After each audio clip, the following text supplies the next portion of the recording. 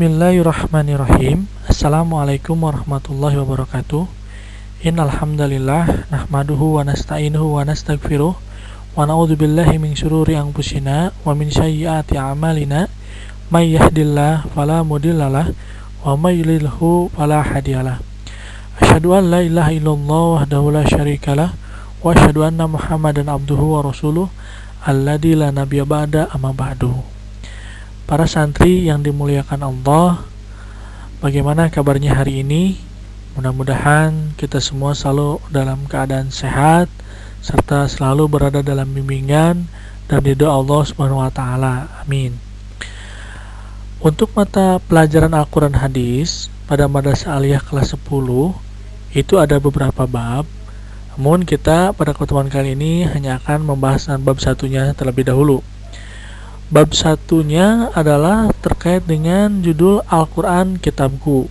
Nah, dari bab satu ini hanya 2 poin saja yang perlu kita bahas atau perlu untuk kita ketahui adalah terkait dengan pengertian Al-Quran dan nama-nama Al-Quran saja.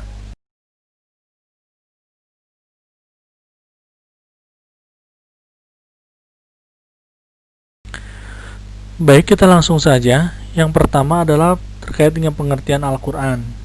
Pengertian Al-Quran secara bahasa atau secara etimologi, para ulama berbeda pendapat menurut pemahaman mereka masing-masing, baik secara etimologi maupun secara terminologi. Secara etimologi, para ulama berbeda pendapat dalam mendefinisikan Al-Quran.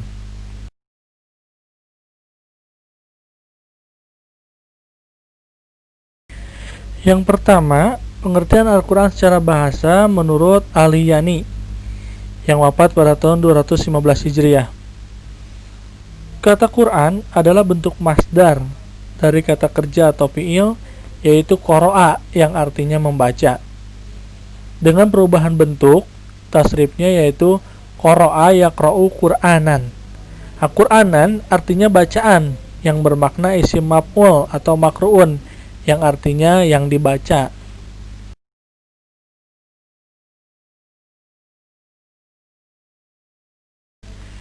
Kemudian yang kedua, pengertian Al-Quran secara bahasa adalah menurut Al-Asy'ari yang wafat pada tahun 324 Hijriah. Kata Quran berasal dari lafaz qarana yang berarti menggabungkan sesuatu dengan yang lain. Kemudian kata tersebut dijadikan sebagai nama kalamullah yang diturunkan kepada nabinya, mengingat bahwa surat-suratnya, ayat-ayatnya, dan huruf-hurufnya beriring-iringan dan yang satu digabungkan kepada yang lain.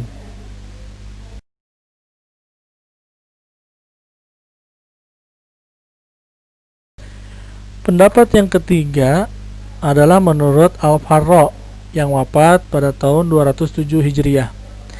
Kata Al-Quran berasal dari lafaz qara'inun, merupakan bentuk jama dari kata qarinah yang berarti petunjuk atau indikator, mengingat bahwa ayat-ayat Al-Quran satu sama lain saling membenarkan dan kemudian dijadikan nama bagi kalamullah yang diturunkan kepada Nabi Muhammad SAW.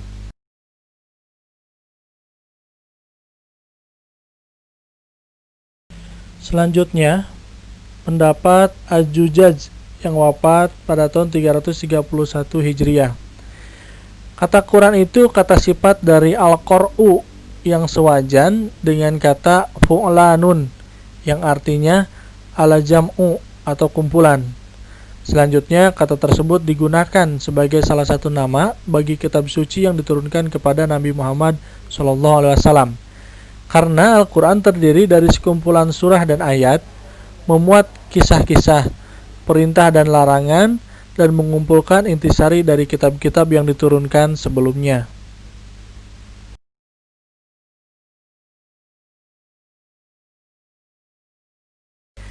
Yang terakhir atau pendapat yang kelima, pengertian Al-Quran secara bahasa adalah menurut Asy-Syafi'i yang wafat pada tahun 204 Hijriah. Kata Al-Quran adalah isim alam, bukan kata bentukan dari kata apapun, dan sejak awal memang digunakan sebagai nama khusus bagi kitab suci yang diturunkan Allah kepada Nabi Muhammad SAW. sebagaimana halnya dengan nama-nama kitab suci sebelumnya yang memang merupakan nama khusus yang diberikan oleh Allah Subhanahu wa taala, yaitu Zabur kepada Nabi Daud, Taurat kepada Nabi Musa, dan Injil kepada Nabi Isa.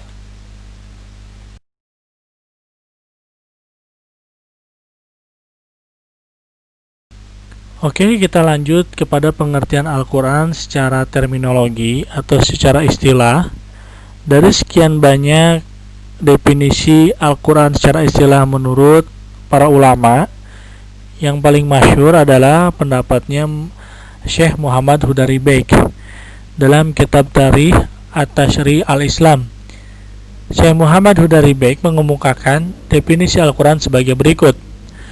Al-Qur'anu huwa lafzul arabiyyu al-munazzalu ala Muhammadin sallallahu alaihi wasallam litadaburi wattadakkuri al-manqulu mutawatir wa huwa al-mudawwanu baina dahabatayil mushaf al-mabdu'u bi suratil Fatihah wal mahtumu bi suratin Nas, yang artinya Al-Qur'anu huwa, Al-Qur'an ialah lafzul arabiyyu, berlapaz bahasa Arab, al-munazzalu ala Muhammad sallallahu alaihi wasallam, yang diturunkan kepada Muhammad sallallahu alaihi wasallam, littadaburi, untuk dipahami, wattadakuri, untuk diingat, al-manqulu mutawatir, yang disampaikan secara mutawatir, wahwal mudawwanu baina dapatil mushaf, yang ditulis dalam mushaf, al-mabdu'u bi suratil Fatihah,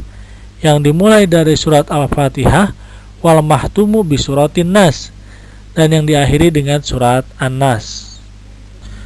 Nah, jadi itu pengertian Al-Quran secara istilah. Kita ulangi ya. Jadi Al-Quran itu ialah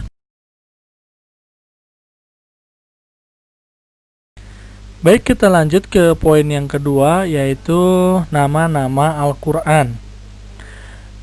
Nama Al-Quran bukanlah satu-satunya nama yang diberikan Allah Subhanahu wa taala terhadap kitab suci yang diturunkan kepada Nabi Muhammad. Menurut As-Suyuti dalam kitab Al-Itqan fi Ulum Al-Quran menyebutkan bahwa Al-Quran mempunyai 55 nama. Bahkan dalam Ensiklopedia Islam untuk Pelajar disebutkan ada 78 nama-nama bagi kitab suci Al-Quran. Namun, jika diperhatikan dan dicermati lebih lanjut berdasarkan ayat-ayat Al-Quran secara redaksional, maka akan didapatkan beberapa nama saja. Yang lainnya bukanlah nama, melainkan hanya sifat, fungsi, atau indikator Al-Quran. Beberapa nama Al-Quran tersebut adalah, yang pertama adalah Al-Quran. Al-Quran merupakan nama yang paling populer dan paling sering dilekatkan kepada kitab suci terakhir yang diturunkan kepada Nabi Muhammad SAW. Sebagaimana telah dijelaskan, Al-Quran artinya bacaan atau yang dibaca. Adapun ayat yang di dalamnya terdapat kalimat Al-Quran adalah salah satunya dalam surat Al-Baqarah ayat 185.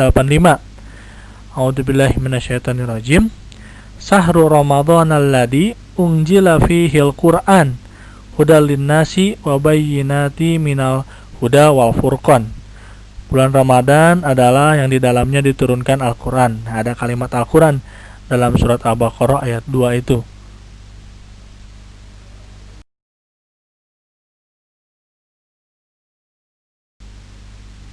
Yang kedua, nama-nama Al-Quran adalah Al-Kitab. Al-Quran sering disebut juga sebagai Kitabullah, atau artinya kitab suci Allah SWT. Juga bisa diartikan yang ditulis, ya. Al-Kitab itu yang ditulis. Nah, ada dalam Al-Quran surat Al-Baqarah juga, ya, ayat kedua, yang di awal surat Al-Baqarah ayat kedua. A'udzubillahi minasyaitonirrajim. Dzalikal kitabu la raiba fihi hudal lil muttaqin. Kitab ini tidak ada keraguan padanya. Dzalikal kitabu, Alkitab ini. Alkitab, kalimat Alkitab sebagai nama Al-Quran yang kedua.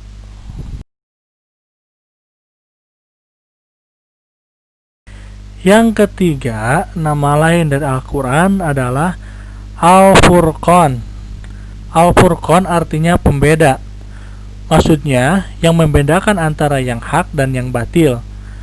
Al-Furqan merupakan salah satu nama Al-Quran dan termaktub dalam surat Al-Furqan itu sendiri di ayat pertama yang berbunyi A'udzubillahi minasyaitonirrajim Tabarakalladzi nazzalal furqana ala abdihi liyakunu lil alamina nadhira.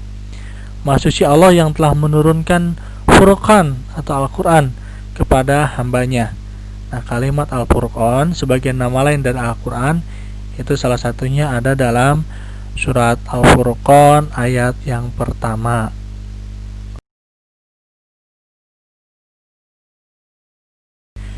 Yang keempat, nama lain dari Al-Quran adalah Az-Zikr.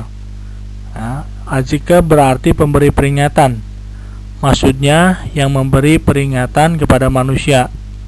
Ayat yang menyebutkan Az-Zikr sebagai nama lain dari kitab Al-Quran adalah surat Al-Hijr, surat ke-15, ayat 9, yang berbunyi A'udzubillahi minasyaitonirrajim Inna nahnu nazzalana dzikra wa inna lahu lahafidun.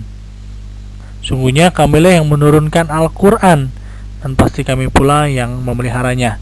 Nah, Az-Zikra ini sebagai salah satu nama lain dari kitab atau suci Al-Quran.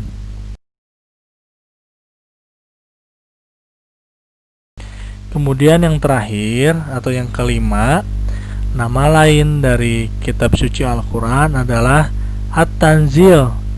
At-Tanzil artinya yang diturunkan. Maksudnya Al-Quran diturunkan oleh Allah Subhanahu wa Ta'ala kepada Nabi Muhammad SAW melalui perantaraan malaikat Jibril untuk disampaikan kepada seluruh umat manusia. At-Tanzil sebagai nama lain Al-Quran ada dalam surat Asy-Syu'ara, surat ke-26 ayat 192 yang berbunyi A'udzubillahi minasyaitonirrajim wa innahu latanzilu rabbil alamin. Dan sungguh Al-Quran ini benar-benar diturunkan oleh Tuhan seluruh alam.